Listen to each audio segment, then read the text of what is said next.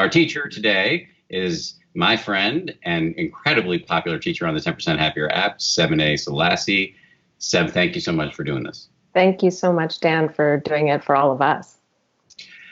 So let me just start by getting you to, I know this, but I'd love for you to describe your bio to people just quickly so they understand where you're coming from. So I'm a meditation teacher. I've been studying Buddhism, the Buddha Dharma, the teachings, for about 25, 30 years. I came to it first academically as an undergrad and been doing and practicing and now teaching meditation and Buddhist retreats for the past 10 or so years. I've been teaching. And before that, I worked mostly in social justice and social service programs around the world for small and large nonprofits. And so you had a couple things you wanted to talk about today before we launch into the meditation. One of them, this will be tied to what you're going to teach today in the meditation. But one of the things that you mentioned to me that has been on your mind is that this pandemic is irrefutable evidence of the fact that we are all connected, and we may feel stuck in our own separate ego navigating in a hostile outside world, but we are definitely connected.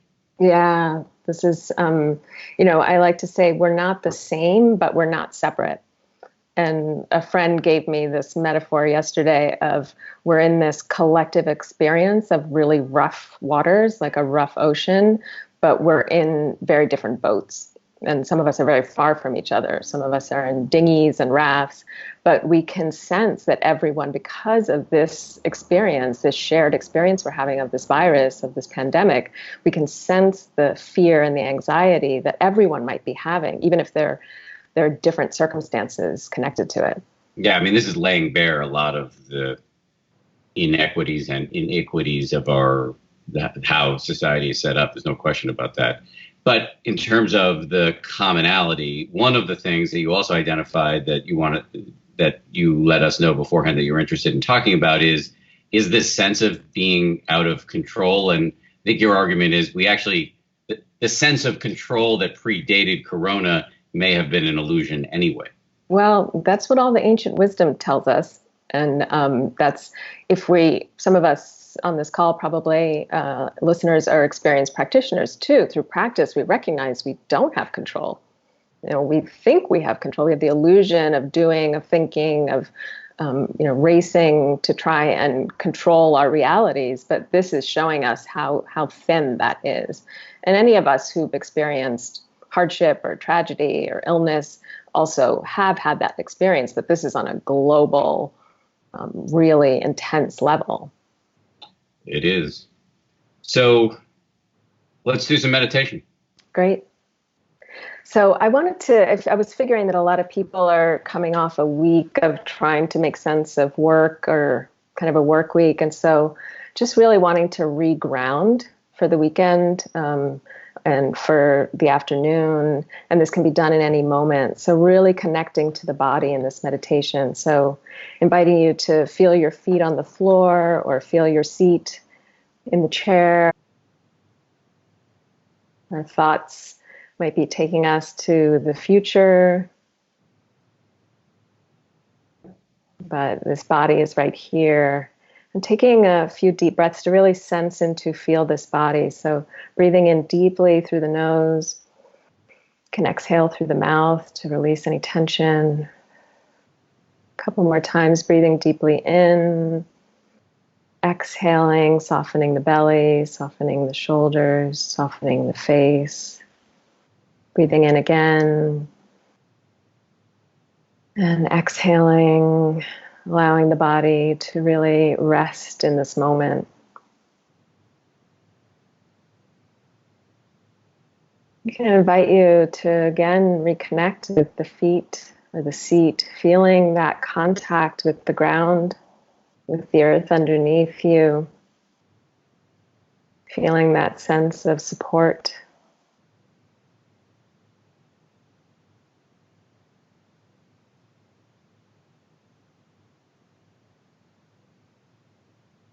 And allowing the body to be this anchor in the midst of any waves or winds.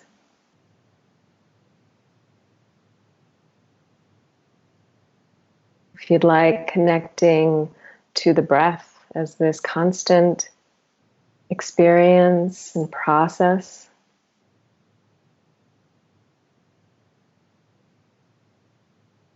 Inviting you to really get intimate with an inhale and an exhale.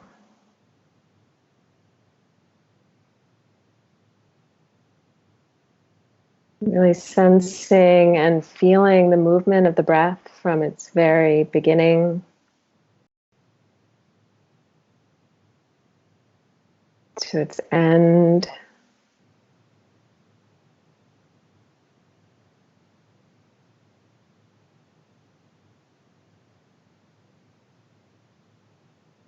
And as thoughts, emotions, worries arise, not making these a problem, but allowing this sensation of breathing or feeling the body sitting here to be a place where you can just rest, reconnect, reground into this moment.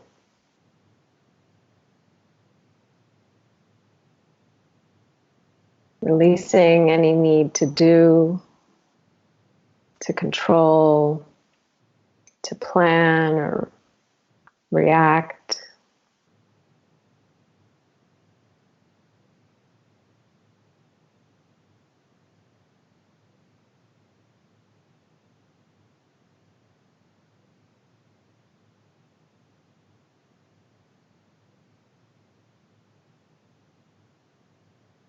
The process of just over and over again reconnecting to the breath, to the body, to the sensations of this present moment.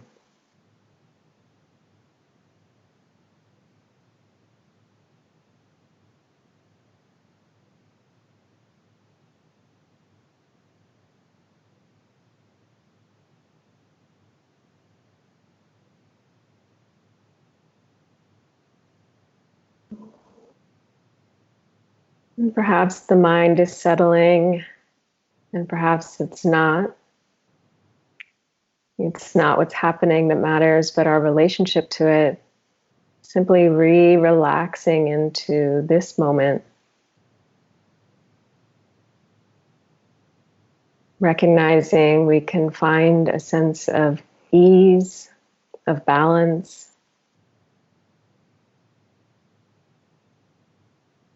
at any time,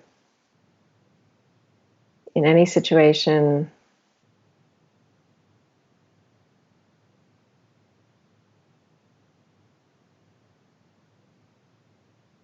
And as we end this short meditation, just inviting you to remember any sense of grounding, any sense of connection you feel right now, allowing it to imprint as a sense memory that you can return to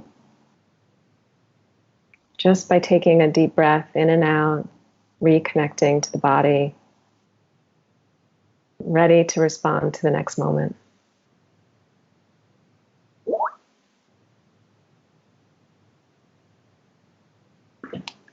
So opening your eyes and coming back when you're ready.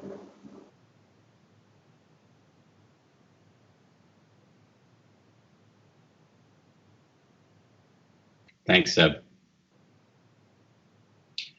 If anybody saw me reach for my mouse or reach over during the course of that, I was muting it because one of the windows is open and there was a lot of city noise coming in, so I wanted to not disturb anybody.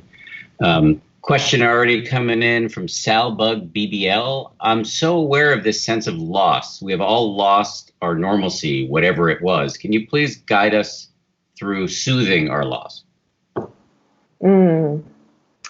Yeah, well, Dan, we were sort of talking about this a little bit at the beginning, that I think it is important to find soothing and ways to cultivate some healing through all the experiences we're having right now. But I notice in myself a tendency, and I hear sometimes in this tendency to want to fix it, right? To fix the sense of loss. And I think that I know the practice teaches us this, but this seems like a really important time to reconnect, to allowing ourselves to feel what we're feeling.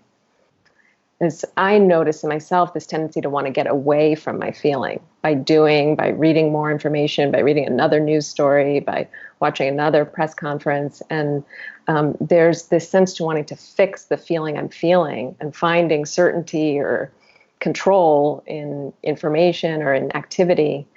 But the practice is really about allowing ourselves to feel what's happening so that then we can respond appropriately. I think we often find the healing we need by opening up to that feeling of loss, for example. And what we might need is just a hand on our heart or a cup of tea or reaching out to someone who we know feels similarly, or often someone we know is really challenged. And through support, we can also experience healing. I kind of think of it in at least three buckets. One is what you just described, which we've talked about almost during every one of these TPH Live shows, is the radical move of meditation, which is instead of fighting or feeding whatever difficult emotions, we're investigating it sort of non-judgmentally in a friendly way. And that has a massive benefit of allowing us not to be driven blindly by it.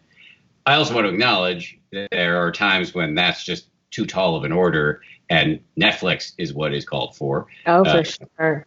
Yeah, or a cookie or whatever.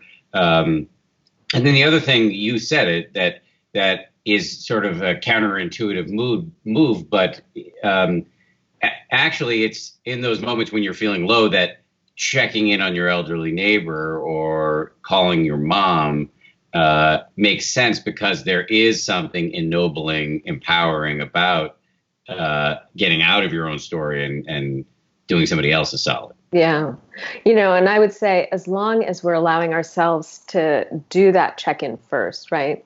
Because then helping others can just become another form of doing. Even meditation can become another form of doing. And we talk about the difference between being reactive versus being responsive, where reactivity comes out of sort of our compulsive patterns of ignoring what we're feeling and sensing and getting lost in the speed of doing so that we don't have to feel. Right. Yeah, I can see some of that in myself. All right, Patrick is asking, first of all, saying thanks for Sebene. Can you speak to techniques for managing impulsive behavior and actions during this, eating, drinking, quickness to anger, etc.? Yeah, I hear you. There's a revealing of our patterns, like what we go to for comfort, and that's okay. First off, I think that especially for those of us who know that meditation is helpful, who want to be of help, who want to stay aware and present, we can sometimes beat ourselves up for turning to Netflix or turning to the fridge or going to certain patterns as a way to cope. So the first step is first not judging yourself for that. That is just the patterns that we're all in, and we all have different variations and levels of them.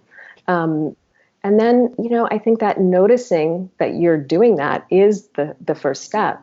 Making an intention to maybe do it differently. I was even just saying to my husband this morning, I don't want to look at the news or any kind of technology for a couple hours in the morning. And I'm lucky that I can do that. There's some people who don't have the benefit of that. Their jobs, their situations depend on that level of engagement. But for my own sanity, I realized that I was getting sucked in, immediately going to my phone and checking the latest tolls and updates. And so we have to kind of recommit and recognize what our aspirations are and our intentions are and continually recommit to them without judging ourselves for them. Audrey asks, how can we gain some awareness around this feeling of scarcity? I have enough food in the house, yet I find this desire to want to go and get more in case there isn't any later. Yeah. I mean, I think, this question of control is going to come up differently for each of us. And for me, really recognizing that there's enough is a big part of my practice in general, but especially right now to recognize so much has happened in this past week alone. We don't know what the next week will bring, but so far the social order has been, I've witnessed a lot of generosity and kindness amongst people, maybe not in the big systems so much, but these mutual aid networks that are popping up and ways for people to continue to have access to their basic needs. And so trusting that, trusting in the goodness of people, trusting in the communities that we have around us, for me helps to lessen that feeling of scarcity and not enough. And just for what it's worth, just as somebody who's been reporting on the crisis in my other job at ABC News, all the experts, all the folks from Walmart are saying, and I'm saying experts, and also experts from Walmart who I just happened to hear an interview with the other day. The food supply is intact. Great question here from Liz. What advice would Seb give to newcomers coming to meditation in a time of extreme crisis like this? Is it possible to learn when life is so genuinely crazy? I would say it's an amazing time to learn. And meditation is something that, yes, can be developed as a capacity, but it's an innate capacity that we have to be present to our experience. And there's nothing like kind of an intense, really charged moment for us to be really aware of our experience. And the advice I give any newcomers, especially us moderns, is, and you've heard me say this many times, Dan, is to really notice how much we're in our head and make practice in the beginning, in the middle, and the end, according to me, but especially in the beginning, getting out of our head and into our bodies. So as I was instructing in just the 5 minutes, that our bodies are always in the present moment. And this trying of doing that meditation can become will happen up here. We'll start to try and get somewhere, make something happen, make ourselves feel better. But if we just continually relax into the body, it kind of unfolds naturally, this capacity to be aware and be present and be more available to respond. Well said. Before we go, I mentioned at the top we're going to try to institute a weekly call to action segment where we all get behind a charitable effort. And Jess, our producer, Jess, can you make yourself visible? I think, Connor, can you make me visible? I want to bring in Jess because there are all these efforts. Last week, we talked about Feeding America, which is a system of food banks. But there are also like homegrown efforts, including one that our Jessica is involved with. Alexander, you want to come in here? No? Okay, I've got a 5-year-old crawling beneath me here. Jess, can we see you now, or at least we can hear you? Yeah, you guys can at least hear me. I'm not sure if you guys can see me right now. But yeah, so we're doing an active service each week. And this week in particular, we're going to be putting up a GoFundMe page, which we will show up in a second, where we're supporting a group that's starting to try to feed ICU units, mostly in major cities right now. So in New York, the people who are on the front lines, healthcare workers, and they're feeding them through paying local restaurants that are struggling right now because they've had to close down. Right. So we're putting together money. We're trying to gather as a group. A couple friends of mine had put this together, and I thought it was really meaningful to try and be helping out 2 different groups of people that are in need at one time. So we as a team at 10% Happier, we're all going to be donating to it. And we're asking everyone else to also donate to it as well. So that we as a community, we can come together. What is community if we're not supporting each other in the time of need? It's a brilliant idea, Jess. Win-win-win. Great for the restaurants, great for the people working in the, you looking to leave or you want to stay? And then Connor, can we see, let's see the GoFundMe page. And then I would also love to show up one of the ICU units as well. So let's put up the ICU unit. And this is from one of the ICU units that they've also already given some food to. This is the New York Presbyterian unit that they were able to get some money that they put together to give to a restaurant, Lulu, that had just opened a few weeks prior before all of New York City had to shut down. So the money went to this restaurant, and then the restaurant was able to provide food to the ICU unit. And so you can see many of the nurses here who were able to get some of the food. So hoping to support both of these units, restaurants in New York City, as well as the ICU units who are on the front lines for us. It's great. My wife used to work in that ICU. That's where she did her training, and she's been out of work not working by choice for the last couple of years, and is about to go back to work in an ICU. So feed them all, because they're doing incredible work. So thank you, Jess. Brilliant idea. Front Live Food NYC. Go fund them. Couple other items of business here. If you like what we're doing here, you can hook us up in a couple of ways. One, check out the survey that we put in the video description. If you could fill that out, that would be awesome. The other thing is subscribe to this page. Tell everybody you know about it, because we want to grow this community. There's tons of free guided meditations on our website, 10%.com. We have a whole Corona sanity guide. So go check that out. We'll be back on Monday with Judd Brewer, Dr. Judson Brewer from Brown University, who's just a deep practitioner and psychiatrist and neuroscientist who's just fascinating on a million levels. And Seb, you're amazing. Thank you very much for doing this. Thank you, Dan. Thank you. Guys. Thank you, Seb. Everybody else, stay home, stay healthy, and we'll see you back here on Monday.